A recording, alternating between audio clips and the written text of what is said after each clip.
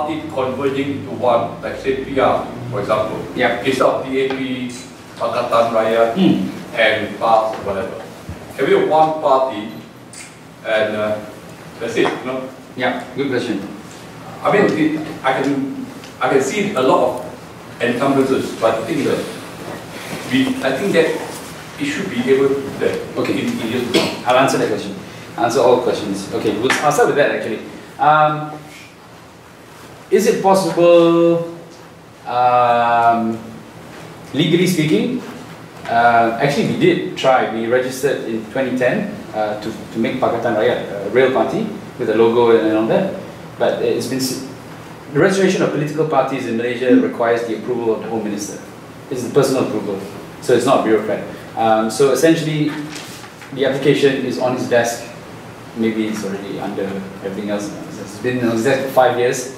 There's no word from him. So every time we go to ROS and we ask them, you know, because we don't do it anymore, but in the last 2 years, we always went to ROS and asked what happened to our application, and they always said, you know, no word from the minister. So essentially, they just wouldn't allow us to do it. But is doing it a good idea? I think that's a more relevant question that you're trying to ask.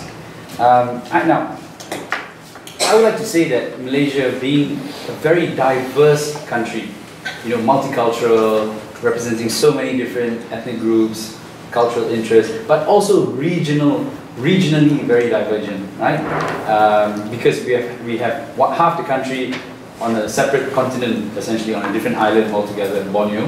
We've got another country as part of the Asian continent, you know, the peninsula, but you know, with very different cultural interests, values, and so on and so forth. I mean, you know, that's why we struggle to understand Sabah politics as well. You know, I mean, the average number of political parties that a Sabah politician has joined is like, you know, 3 or 4, but it's extremely normal there. And we think, you know, these guys are party hoppers, and frogs, and so on. But over there, they don't think of it that way, right? It's because it's a completely different culture. They've got different values, and we shouldn't force our values upon them. So being so divergent and so diverse, I actually think it's healthier to have more smaller parties that can come together in coalition. I think it's more workable that way, rather than to have 2 giant parties, for example, BN and PR, that, you know, so then it becomes very, very polarizing, because then it becomes, you're either with us or or against us, right? Because we never work together. We never work together. Whereas if you have a situation with many small parties representing different regions or different you know, groups and so on, then you have reason to work together. So I mean, there are 2 ways to look at this. I would actually take the view that it's better to adopt a more natural approach rather than to force you know, one idea on everyone. The question on, is it ethically acceptable for us to be in coalition with an ethnic or religion-based party? My question back to you is it ethically acceptable to exclude people just because they choose to identify themselves that way? We are talking about a big proportion of Malaysians who actually choose to identify themselves that way. Would it be ethical to exclude them? The problem with Egypt, essentially, that you basically in the last few years have had 2 governments, one the Morsi government and now the CC government. Both exclude each other, and that's why you have a very polarized society. So when Morsi came into power, he totally excluded those who were in power before, you know, the military and so on and so forth, until the point where people, you know, revolted against Morsi. There were more people demonstrating against Morsi than there were in the first demonstration that toppled Mubarak. And at the same time, CC comes in, sends these guys to the firing squad, and so on and so forth. So very polarizing, very polarizing. So why is it polarizing? Because it's a politics of exclusion. The moment you say, no, we cannot have this kind of people think that way, then you're excluding. And that's why they become even more extremist. Whereas if you try to be more inclusive, then again, that's where if everyone's sitting down together on the same table, it's unlikelier that they will set fire on the table. But if they're out of the table, they're standing away, they'll throw a bomb and they'll burn it up. So would you mind if I pursue this a little bit? Sure. Basically, the problem lies in the fact that once PAS gains power, there is no question of choice anymore for the people who they consider to be the Malay Muslims. Absolutely, absolutely. So how? But how does PAS gain power? They can't gain power. PAS by itself just doesn't have enough seats, and there's no way. They only have 21 seats, which is 10% of the number of seats we have in Parliament. So PAS can never ever become PAS. There will never be a PAS government in Malaysia. And PAS as it is really broken up. After the new party forms, PAS itself will only have a handful of MPs. You know, assuming that most of the progressive MPs join the new party, then PAS probably only has 10 MPs. Right? So how does 10 MPs rule the government? You can't. So I wouldn't worry about that. The whole idea is that you have space for everyone's views. I think that's what a democracy should be. Allowing space for everyone to have views. And coming up to the first question, can you mix religion and the state? I think there is no one sort of answer to that. I think if you ask me, is it ideal to mix religion and state? I would say no, it's not ideal to mix religion and state. I think the Malaysian arrangement, as it was envisioned in the beginning, is not a bad arrangement if everyone understood what it's supposed to be, essentially a circular democracy with Islam as the sort of official religion for ceremonial and traditional purposes. If we stuck to that, I think we would have no problems. But that's where the problem is. Exactly, that's where the problem. Because the word official in the constitution is taken by BN to mean that it is the official. Then the problem is BN. Well, it may be so, but they are now in power. Yes. So I'm talking about now, the status quo. Yeah. The problem became because you had a party in power too long, they became too comfortable, and then when they started to feel their power was eroding, they would do anything to maintain power. Essentially, we had all the reforms in the 80s by Dr. Mahathir, and that's what happened. He captured every institution of state. He just totally emasculated the judiciary, emasculated parliament, and he reinforced the religious institutions. Jakim was never there from the beginning. Jakim is a new invention. Okay? It should be obliterated. But I don't think, I don't see the need for Jakim. 770 million pounds going to Jakim Absolutely. every year and to maintain an institution. Yeah. I don't know what they do. All they do is they condemn this, condemn that, you dress like this, that's what they do. I dress like this, and that's all they talk about. Yeah, and constitutionally, religion is a state issue, right? Islam is supposed to be under the purview of each state and each ruler of the state. So technically, you don't need Jakim. But Jakim was actually not there from independence. It was actually only made in the late 70s and then strengthened considerably in the 80s. Together with everything else, everything became Islamic in the 80s and 90s under Dr. Mahathir. So, but there we have. I mean, essentially, if you ask me, it's you would probably want to separate the two. But I also don't see that our arrangement was bad. I think that it's workable. The problem is that BN has completely, twisted it and distorted it to the point where it is absolutely not what we were meant to be. I think you were to ask any leader of our independence at the time, none of them would, agree with what's happening today. It's absolutely not what they envisioned. It's not what all Malaysians envisioned at the time of independence.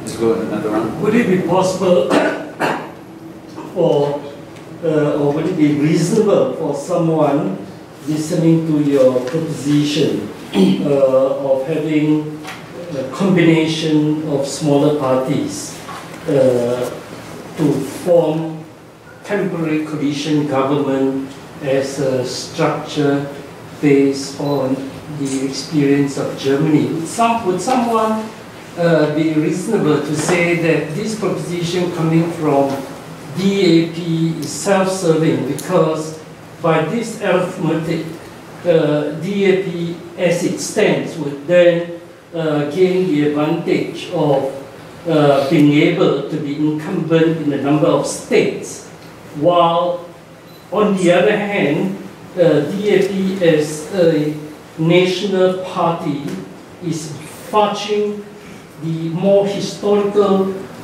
problem of Malaysia, where the idea of a nation state, as it stands, the idea of a national political consensus, no party is making an effort to aspire to build it.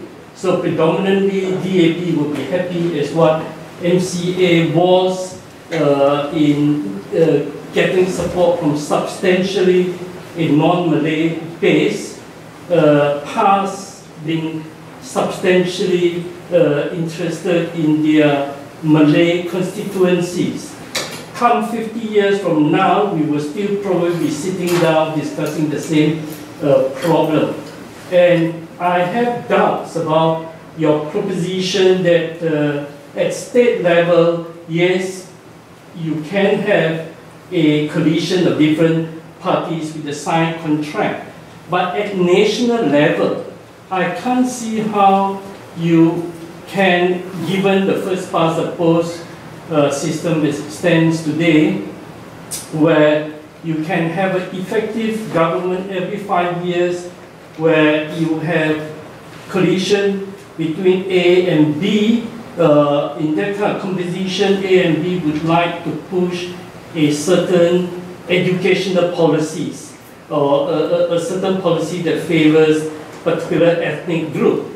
Comes the next election, you have a combination of A and C, or B and C, or whatever combination. Then you have another reinvention of education policy. Education is just one example that we know a problem.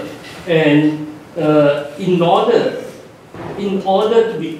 to be able even to implement any part of your proposition, you will need to be able to have the opportunity to form a government with 75% support in order to change the constitution, to bring about that kind of electoral changes. And I don't see the practicality of that. It might be a good theoretical subject for theoretical discussion. And to say that Germany is only a democracy only for the last 25 years is not quite the same as Malaysia, in that when Hitler came into power, he subverted the whole rule of law. So that was that operation of that period of Nazism and so on. But the population itself has that core value of democracy that all subscribe to. And in Malaysia, this idea of, you forget about democracy, the constitution is not worth the paper it's written. Nobody bothers about it. Even the judges close two eyes sometimes are confronted with the problem, is it? So I'm not quite sure that proposition would go anywhere. Okay, there's many questions, so I'll just answer without asking the others. Don't forget, Hitler was democratically elected and democratically elected, and he started to subvert the process. He gave himself more and more powers, and no one really, really opposed him. The electorate was very happy to go along with it. Essentially, he mobilized the entire country. So again, because they were facing a problem exactly like what Greece is happening now. Yeah, but you yes, just said exactly. But they had core democratic values. I mean, I don't think so. I think it's that's not an accurate statement in that sense, because if they did, then they wouldn't have allowed the institutions to be subverted like that. So on that, I would disagree. First-past-the-post, I agree, is a problem.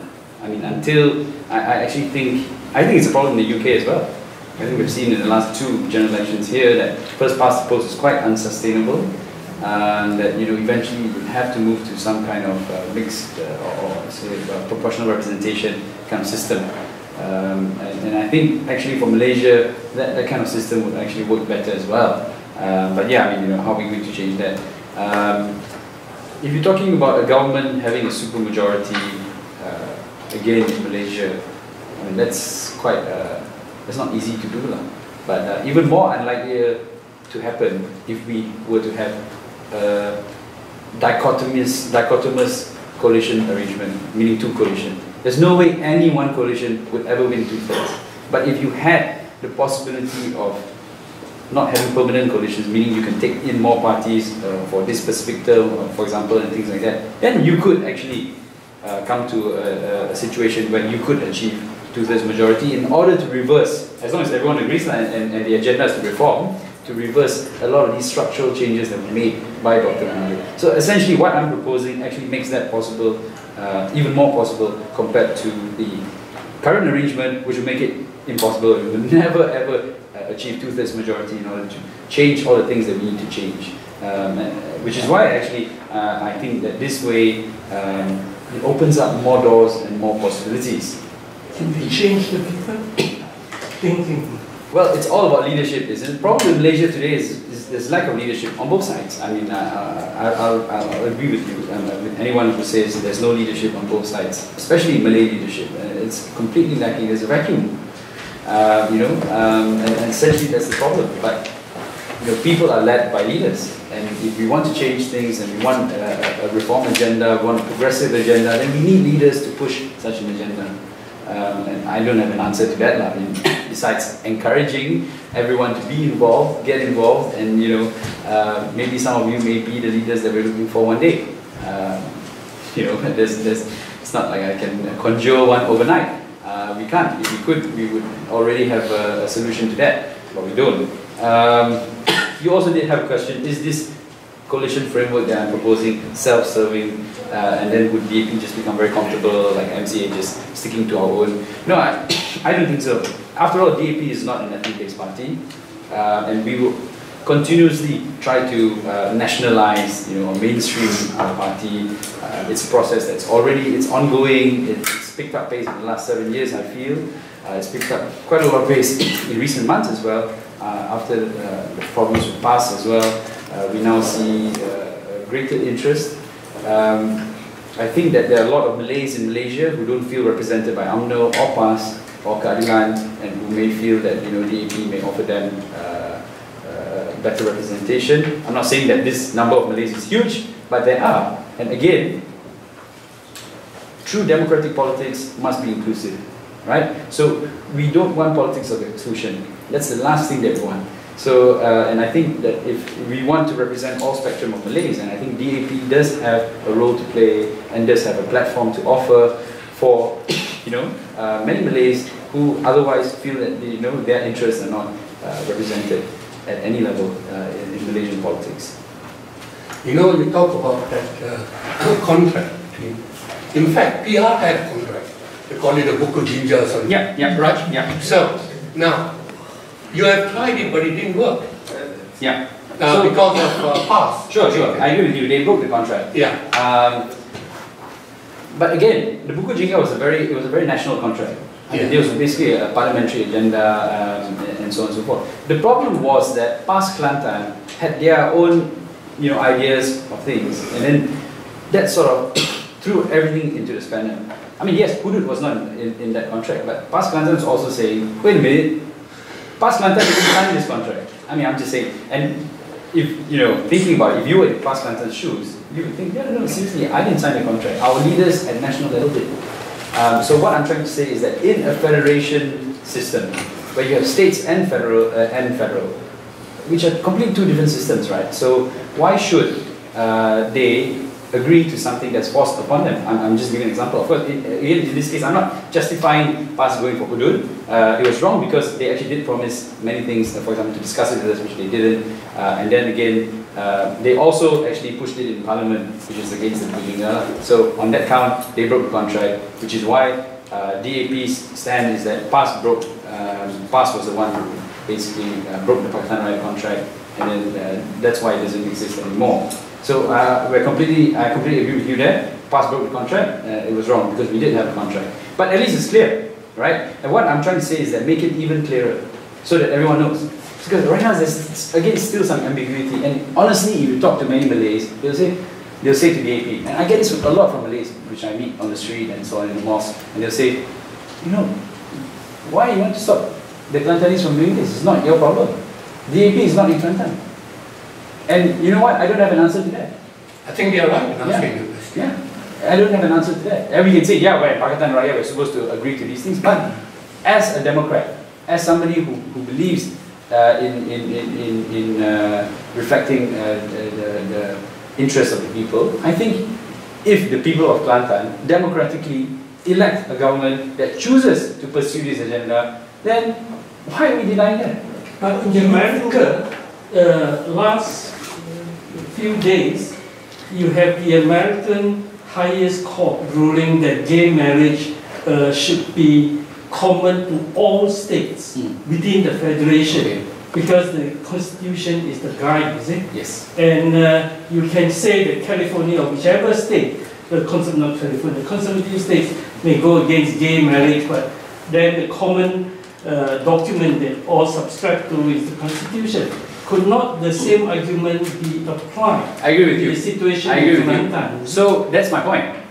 As much as it is their right to pursue it, it's also our right to try and stop it through the courts. We should challenge it in court and let the federal court decide on the constitutionality of the bill. If we go by the constitution, then it's not constitutional. But I think there's a process. And if you ask me, then it is, as much as it is their right to pursue it, because it's a democratic right of people to pursue anything through the proper legislative process, and that's what they did, right? They actually followed the process. Then it's also our democratic right to stop them according to process. And I think that shouldn't be a problem. But it's a problem because we are assuming each coalition has to be homogeneous. Then it becomes a problem. Then it breaks the coalition. But if we don't assume that, then it's not a problem. I think we will open up for other people. Yes, if we are talking of post-PR, post-PN future, I think the concept of direct election for the Prime Minister will be strong. Every one of us will elect a Prime Minister, a 5-year term, maximum 2-year terms, so that Prime Minister will make decisions accountable to elected Dewan Rakyat, which is made up of parties in which he may not even belong to any of those parties.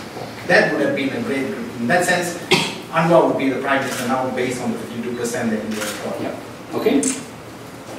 This question, does it mean that if you have this two-level arrangement that you don't contest in, say, past stronghold? Oh, we could. I mean, I'm not saying that. The other question is this proposed issuing of migrant workers of something like 1.5 million migrant workers from Bangladesh, which is probably a population of a lot of states. So how would that affect the voting system of that? Okay. Okay. Actually, I just hope that this question doesn't sound too stupid to you. No. So, would you guys consider to impose a law, something like